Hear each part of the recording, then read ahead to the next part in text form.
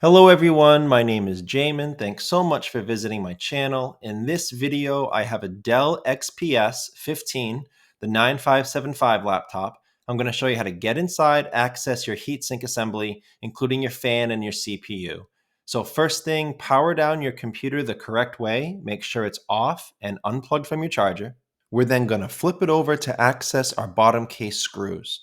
So you have these three screws towards the left of my screen, these three screws toward the right of my screen, and these two screws down near the middle. After removing those, you're going to take a small, flat, preferably plastic pry tool and go along the seam of the bottom case and gently pry it up from the rest of the computer. I say plastic pry tool because that'll scratch your computer a lot less than a metal one will.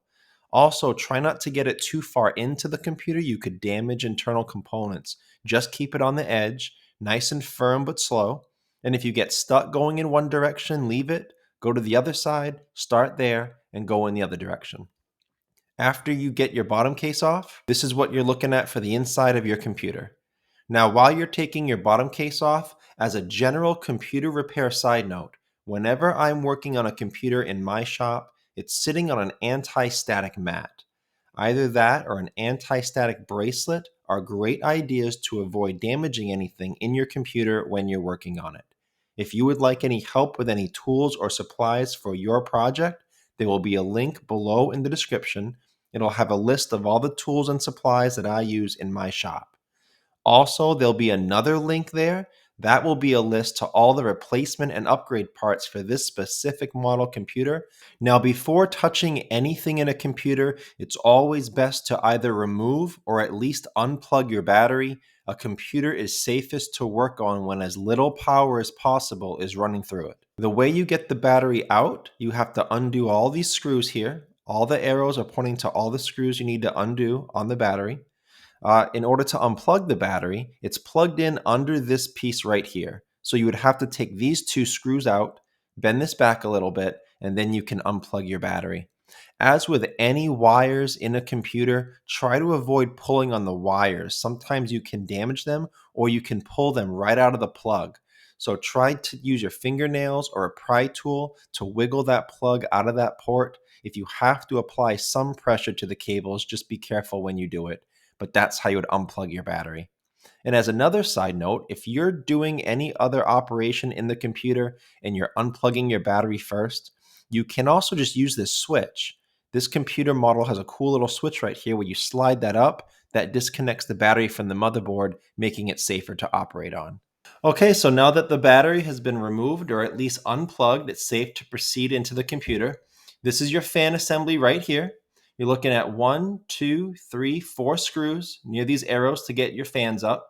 And your fans plug in all together right here in the motherboard. So as mentioned before, try not to pull on the wires. These wires are very fragile. There's a grip on either side of the plug. You should be able to use your fingernails or a pry tool to unplug that from the motherboard. That will get your fans out.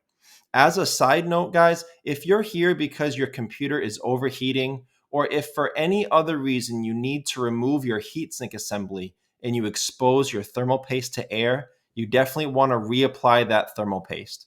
Once thermal paste has been exposed to air, it loses its effectiveness. So you want to clean off all the old stuff. You don't want to put new paste on top of old paste. And then you want to reapply thermal paste, but not too much. So I will have a video link below in the description showing you a tutorial of how to deal with an overheating laptop, and it'll show you how to reapply that thermal paste the correct way. After you get your fans out, you're looking at this for the rest of your heatsink. It comes from the vent and the fans over here, over your CPU here. So this metal plate, this guard here, you can just pry that up with a pry tool. Once you do, you're looking at this. And these are the 4 screws that you would undo to take this heatsink up off of your CPU. I will also try to have a fan and heatsink replacement below in that link I told you about earlier with all of the replacement and upgrade parts for this computer if you want help locating that. But this is the video. This is how you get inside your computer, access your fan and your heatsink assembly in the XPS 15 9575. Thanks again so much for watching. Please remember to like and share if this helped you out, if you think it can help someone else out. And feel free to subscribe if you enjoy DIY computer content like this, or if you just want to keep me on hand to answer any of your future computer questions. I do try to answer all questions throughout my channel at least a couple times a day. Also, feel free to check out the related links section below in the description. From time to time, I do try to add things in there that I think will help you with your general computer life, make it more productive, more enjoyable. So thanks again for watching, everyone. I look forward to seeing you on my next video.